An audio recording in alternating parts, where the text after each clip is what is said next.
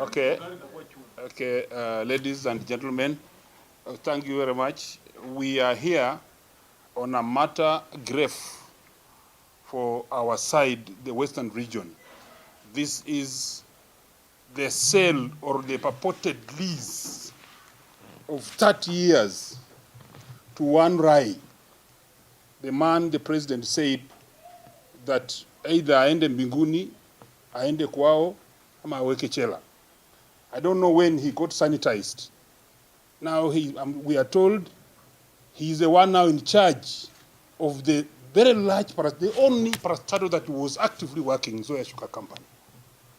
Ladies and gentlemen, we believe that there are games behind this which are not good for our people, Western region.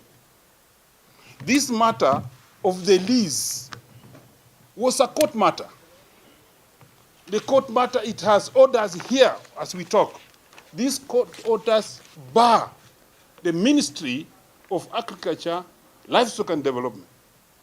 It also bars the Office of the Attorney General, the state law office, to continue with the lease, and it was given out, orders given out on 23rd of April, 2025. It states clearly that the matter was coming for 12th of May, 2025.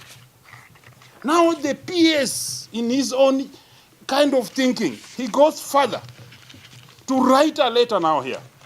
The PS writes a letter here directing. Now the letter is written on 8th of May.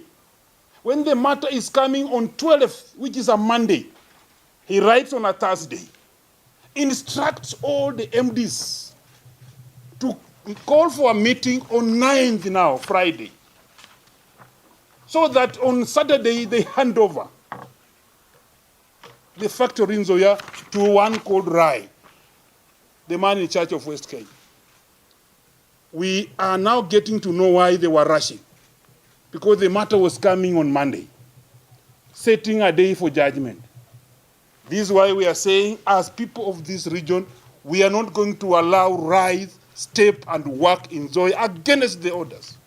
Number two, we are asking if there is a disconnect between the Attorney General and the government, because the Attorney General was served with this court order. She has not advised, or he has not advised properly, the ministry, which is government. The ministry goes on to lease, because the order bars any further contract, issues to do with the leasing. Now it's leased, they have the court order. Now what will the court order do? Serve Kenyans. If we can't respect the institutions that we have in this country, I think this country is heading to where we do not know. People of Western have said no to Rai, because Rai is the one running Pan Paper. And the moment Rai took Pan Paper in 2016, there were promises that actually they will pay workers, the government will pay workers, up to, as I talk today and address this media, the staff of Pan Paper have not been paid from 2016. Now they are telling us that the staff of Zoya, who have worked with Zoya up to today, up to the day of takeover and handover, they will be vetted again, they will be reviewed, and then they are given 1 year to be in the farm, and then they will be left out. We have farmers who have money owed by Zoya Sugar Company. The company owes them money. They are saying that it will be government which will pay, not Rai. Now, when you sell a factory or lease and change the name from Zoya to maybe Rai Sugar Mills, or whichever the name that will come, after handover, the name is changing. Farmers will sue who? Zoya will not be existing. And then the new farmers in Bungoma have got no contract with them. They will not sue the new farm. They will not see the desolate in Zoya then. We are asking a question. My farmers in Kabuchai, Chwele, Misihu, where? They don't know the doors of the ministry here, that they come to be asking their money from here. And they will not be allowed to enter in Zoya, because it will not be in Zoya by that time. I'm asking myself simple questions. If this is how we are dealing with people, and then also, we are asking ourselves, where is the tender document? Where is some kind of central, where is the tender document that they used? There is no transparency in this matter. How many farms had to bid for this. Those are a few things I'm concerned with. We are here with leaders. When you see seated here, all are leaders from the region. When you see my Excellency Omkio Mtata, when you see the Sifuna Edwin, when you see Ototi, and when you see my good friend Tindimwal, you can see that Western is concerned about the laws of this thing scrupulously. My farmers are thrown, they don't know where to go and ask for this money from. So, and also, where is the full list of farmers that in Zoya had this kind of farmers?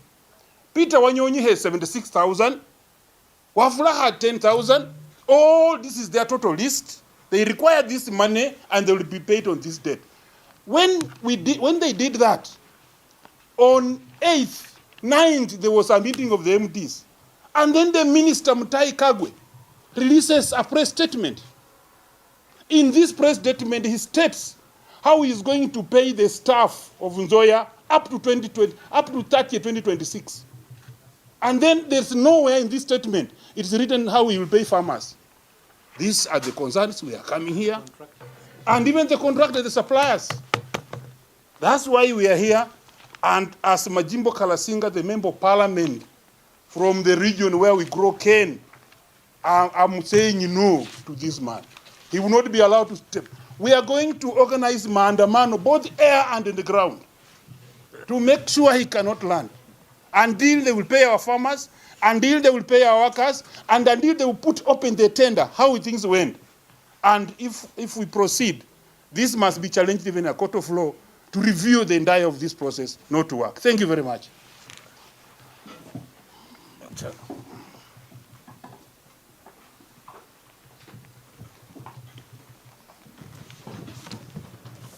Thank you very much. As you are well aware, I come from Vihiga County, the Senator of Vihiga County, and in Vihiga we don't grow sugar. But I have come here in solidarity with the leaders of the other counties in the region, Busia County, Bungoma County, and the Kakamega County that grow sugar. And I want to say that what we are witnessing now is what we call a hostile takeover of Zoya Sugar Company. This time facilitated by Kenya government. And we are concerned as leaders in the region because this is a further scheme to enhance economic disorganization of our region. Because, you know, our region has heavily dependent on sugarcane, and we have seen the mess that we have been subjected to as a region. This one is going to further economically alienate our people. And I want to join my colleagues who are saying that this process was not transparent, this process was opaque, this process is corruption in the making. We cannot allow Zoya Sugar Company, that farmers contributed to its existence through providing land, acres and acres of land, to be taken away very easily. We have been in this process before. You remember, pan paper was taken in the same manner. Pan paper that cost 20 billion shillings was sold for a mere 900 million shillings on the pretext that it was going to be revived. Right now, when you go to pan paper, nothing is happening. The former employees who used to work for pan paper are living in abject poverty. Now, they want to do the same thing to Zoya Sugar Company. We cannot allow this to happen. We cannot allow this to happen. The principle of public participation was not applied.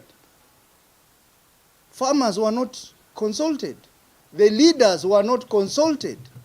The employees of Zoya Sugar Company were not consulted. So who was consulted?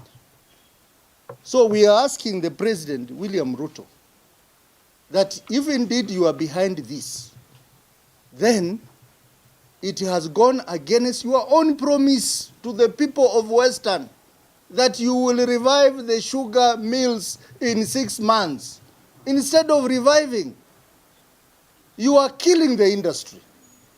Mumias has been working for some time through this Rice brother investor.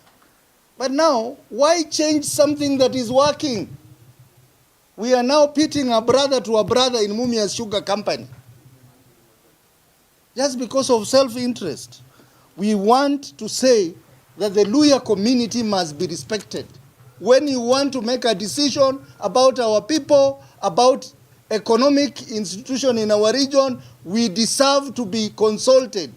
Our people deserve to be consulted. You cannot just come overnight and say that you want to take over a mill, a public mill, and hand it to an investor who is known to be corrupt. They say once bitten, twice shy. We have been beaten badly in pan paper. And we cannot allow Zoya to go the same direction. We cannot allow Mumias to go the same direction. So we are here to join the people of Bungoma and to tell them that we support you. Where is the evaluation report? Because before you sell a company or before you sell a factory, you have to do a evaluation report. What does the evaluation report talk about? The cost of land.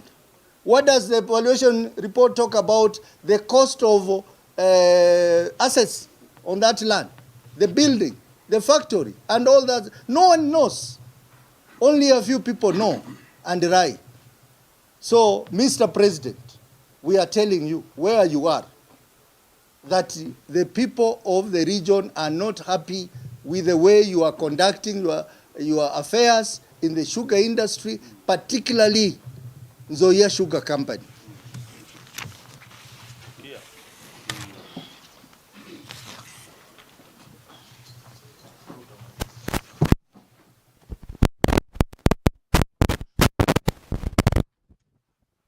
So, members of the press, this matter of leasing sugar companies, the following sugar company, that is Zoya Sugar Company, to West Kenya Sugar Company, Chemidel Sugar Company, Sugar and Allied Industries Limited, leasing of Sony Sugar Company to Busia Sugar Industry Limited, and leasing of Horon Sugar Company to West Valley Sugar Company Limited is unacceptable. First of all, there's no common sense of leasing one sugar company to another one. What exactly are you doing? Giving one sugar company, instead of getting other players to come in and encourage that competition. When you do this, basically what you are doing is that those who are leasing the sugar companies will talk about the nucleus. I think there is about 24,000 acres. They're simply going to grow cane on that thing. There will be no need to grow cane from the farmers. And the whole reason why the farm land was taken away from farmers, right from Mumias, if you look at the colonial government's master print of sugar development in Kenya of 1952, it's very clear that the sugar industry was supposed to set up a nucleus estate and a mill to propel the generation and growing of sugarcane by the local farmers. So the beneficiary was not supposed to be ultimately the mill. It was supposed to be the farmers.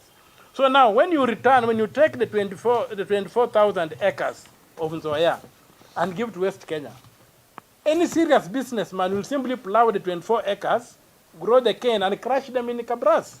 We have no business going to get other farmers. So basically, the whole foundation of this lease is nonsensical. Even if it was well intended, it's nonsensical. It doesn't make economic sense. Number two, there was an international tender which was issued, a copy of which I have on my phone here, and it was supposed to come to end on 21st of March and to be assessed. When you read the statement from the minister, it doesn't mention the tender at all. What happened to this international tender for leasing farms? What happened to it? And the flow with the international tender that was given 21 days, when the law requires that an international tender should take at least 60 days, and on top of that, if it's necessary, it's 90 or up to 150 days. So why was this tender purportedly issued to fool some of us, and then it's not even mentioned anywhere. What were the results of this tender? Number 3, when you look at this statement, opening statement in the press statement of the minister, it's total lies. It reads, the Ministry of Agriculture and Livestock Development has entered into an agreement with sugarcane farmers and sugar factory workers unions to pay cane delivery and salary arrears owed to both farmers and workers. Where is that contract? Where are these contracts? We represent these people. Everybody was ambushed. They know nothing about this.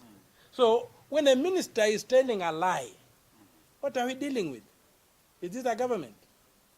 So, further to that, they are not mentioning contractors, people who do cane. Personally, I'm a declared I'm a contractor in Zoya, and I went out of my way. I applied for them on debt because the company was not paying. I transported cane for them. My tractors transport cane. I'm owed about 15 million shillings. Now you are shutting out this company without telling me where is the. I'm not even aware. I just saw drivers calling me saying that the company has changed hands. So if I'm so entrenched in the company, the last board requested me to continue supplying, and many other people, to provide services to keep the company afloat. They would pay us later. Then you just get ambushed today that this company has been given to Rai and is going to be called Rai Sugar Mills. It's not acceptable. So there was the question that the people involved is not true. Because if there were anybody to be involved, I ought to have been involved. I was just ambushed. And finally, some of these mills are mills that simply import sugar. And I'm trying to begin to see a bigger picture. Earlier on, there was a law that the sugar bill that passed in Parliament to say that only mills will be allowed to import sugar. Now, the mills have been given to some people who are known to be not very good characters to run. So when now, some of these mills might not even crush sugar. They might just have tokenism, but the main business will be to dump Brazilian sugar in the economy, which has been the reason why sugar in Western Kenya has never taken off. But sugar is a very lucrative area because I transport sugarcane. And if you can get a lorry to go about 100 kilometers, 150 kilometers from Kakamega to Miwani to Chemelil, that's what my lorries do. They pick cane, they bring to the companies, they crush, and they sell and they make a profit. It means the sugar industry is extremely profitable. But when you look at the farmers, they are just paid a pittance, just something to keep them afloat. They don't benefit from it. What we require is a complete overhaul of the sugar industry, and the model that the colonial government had designed for Mumias, which was adopted by the Kenyatta administration, whereby ownership of the estate is public, management is private. When Mumias was at the peak, the managers, Bukatet, were private, but the ownership was the government of Kenya. Mumias began going into problems when they said they're privatizing. And remember, in the world there are two barons. You have drug barons and you have sugar barons. You don't have coffee barons, you don't have tea barons. Sugar and drugs are high-flying commodities, and in this particular place, I have no doubt that the Kenya Kwanza administration under President William Ruto are sugar barons. Thank you, and we are going to stop them.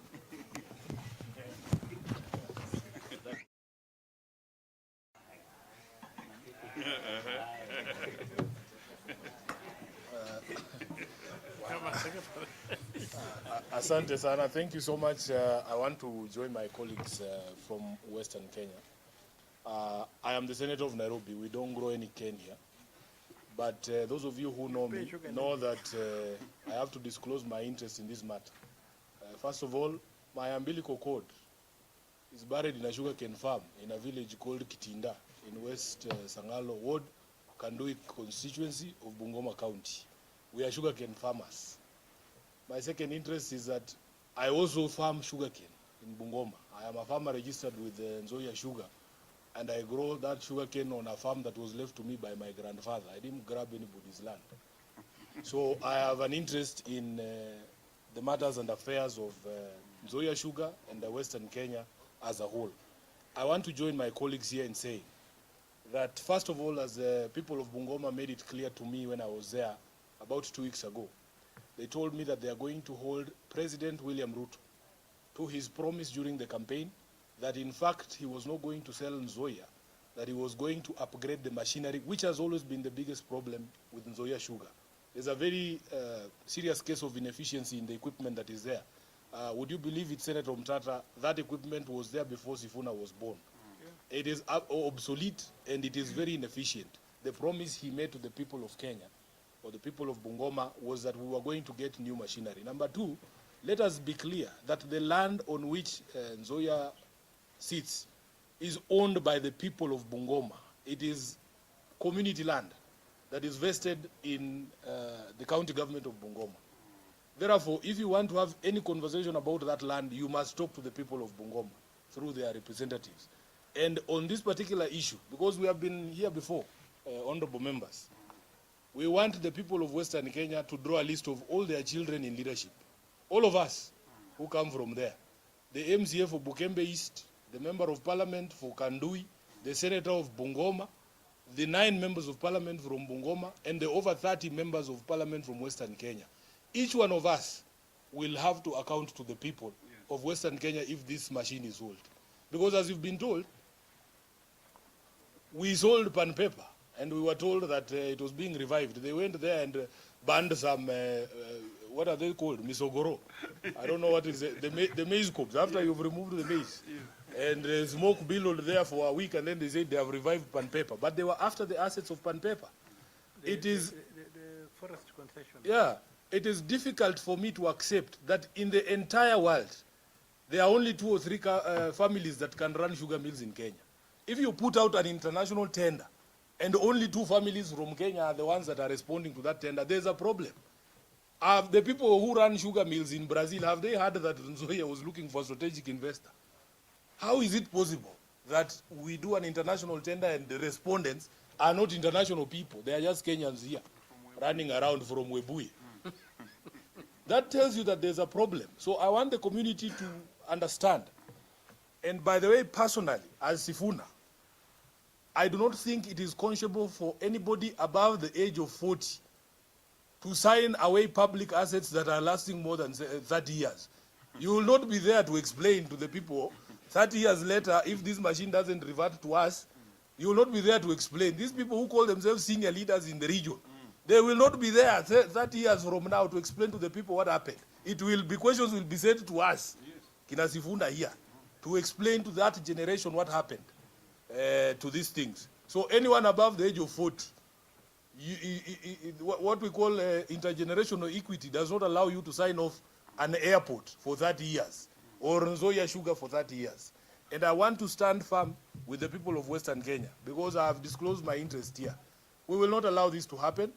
This, as the governor of Kisumu said, this is daylight robbery. There is no other way of putting it. This is daylight robbery. And the issues that have been raised here, number one, there needs to be a transparent process. If you go to Bungoma, the people of Bungoma want Zoya to be fully functional. They want the machines to work. They want the company to work. They want to make money. This is the only economic activity we do in Bungoma. So it is not possible for you to come and take away the only economic activity. You know, in the entire Western Kenya, we don't export anything. At least these other regions, they have things they export. They export tea, they export macadamia, they export coffee. But in Bungoma, we only know sugarcane. So our expectation was that even this process, when it was being undertaken, it would be done in a transparent manner. That you will involve all the stakeholders, including the farmers, including the suppliers like Senator Mtata and the others. And number three, we are very suspicious that in fact these companies are after the land of Zoya. It's a land grab. So all we are saying is that if, for as long as the process is not above board, we as leaders in the National Assembly and in the Senate, we will not accept it. And we are telling Rai, there are 1,000 ways to make people uncomfortable. You can sign away things at night. there where you think the farmers will not be there. But I can assure you, if he knows the history of the Chetambe War, and he should also ask Moi what happened to his motorcade when he tried to access us without our permission. All these things are historical, they are there. We have ways and means, even in the spiritual realm. So nobody should joke around with this issue. This is a serious issue. We want these guys to be serious, to go through a transparent process, carry people along, carry the farmers along, carry the suppliers, every stakeholders, even the people who work in this company, to be carried along. Other than that, this is not a process that we can support. I thank you, and I want to stop there. If there are any questions, they should be directed to the gentleman from Bungoma. Thank you. But you are one from Bungoma. You are our senior. Yeah. I think there are no questions. I think you have no questions.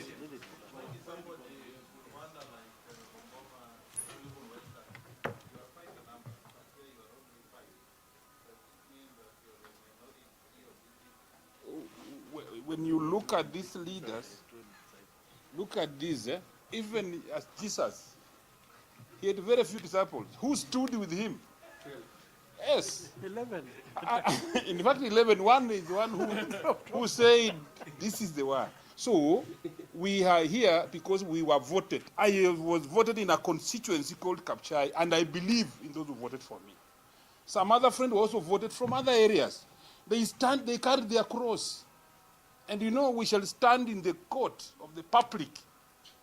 And these people you are seeing here, these are leaders who are standing with the people of Western. You can see for yourself. Those who are not here should rush very fast to come here. Should rush and come to say this in the same way. Or if they are part of the baron, sugar barons, as the Excellency said, you see, you are either with us or you are not with us. Or you are with the barons. You are either with us or you are our enemy. This is what we have for this. And as we have just put it very clear, leaders have said, I was with the President, William Samoei Ruto, Honorable Sifuna, when we were having the economic forum that was to be held in Bungoma. In fact, we planned for the economic forum to be done on Zoya sugar. We were denied the place because you know when, during that time, he was the deputy president and he wasn't allowed in the factory. We held it in Amtala Stadium in Kimilili. And we have the document with me that we are not going, after we win, 100 days, we are going to bring a new machine, not lease it. The issue of leasing has come after elections. My friend, we want to stop these political turncoats. We cannot always be telling people this route. Now we are starting to learn some leaders. If they tell you that come and meet me there, if you want to meet them, you go there. Maybe that is the way. We don't want to go that direction. I don't regret anything. I'm not apologizing to anybody.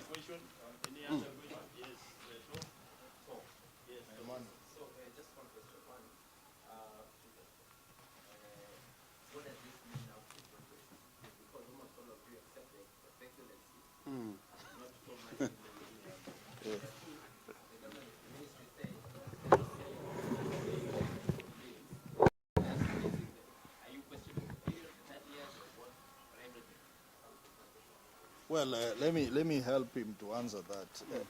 I think let's not bring broad-based issues here. This is a matter that affects our people, and we've been elected to represent our people. So it is not about which political party you support. You can see Honorable Mutata is a party leader. I am a deputy party leader, SG leader of ODM. He's from Fort Kenya. So it is not about where you are positioned politically. It's about the people and the interest of our region. That is the most important thing that has brought us here. Right. The second question? No, about the same, Your Excellency, my friend. About the same, we want also to see this. Broad-based government did not come to frustrate our people. I've listened to Senator Sifuna, the Secretary of ODM. He gave out the 10 points, what they signed for. Zoya was not among the 10 points.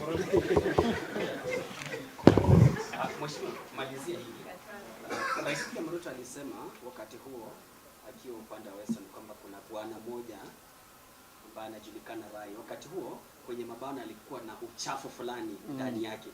Sasa hivi ni mtu safi, ni kama pamba. Sasa hivi amepatiwa kuendesha kampuni. Pesa ni sabuni ya roho. Wimbo iliimbwa si Majimbo Kalasinga.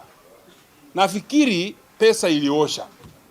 Because mzee rais alisema akiwa katika shamba la Zoya ilikuwa inanyesha. Ilikuwa inanyesha. I was there. Saa 11 jioni. It was raining. He said mambo ni mata. Alikuwa anamaanisha Rai. He said either uende chela, uende kwenu ama uende mbinguni. So amekuja sasa kuchukua Zoya yenye walikuwa tunaongea akiwa hapo. That's why we are saying that nobody is satisfied with this kind of lease. You said it's called a lease, not a sale. I want you to look at me very well. I am 57 years. At me 30, yeah? At me 30 years from 57. That is 87 years. Nitakuwa nafanya nini dunia? To me and my age is selling. To somebody who will be there, I don't know. You have also to reason this. You are giving a competitor. A competitor of Zoya is Rai. He has been West Kenya competitor of Zoya. You are taking now Zoya to give the competitor a child to care for you. And give him 30 years. Supposing he dismantles the factory, takes to West Kenya, it corrupts in 5 years, it goes down because in 30 it will remain bush for 25 years. And then after 30 years, we don't know how it will come back.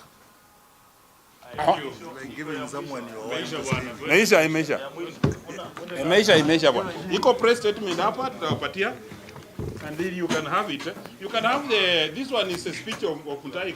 More Radio 88.2 FM. We are in charge.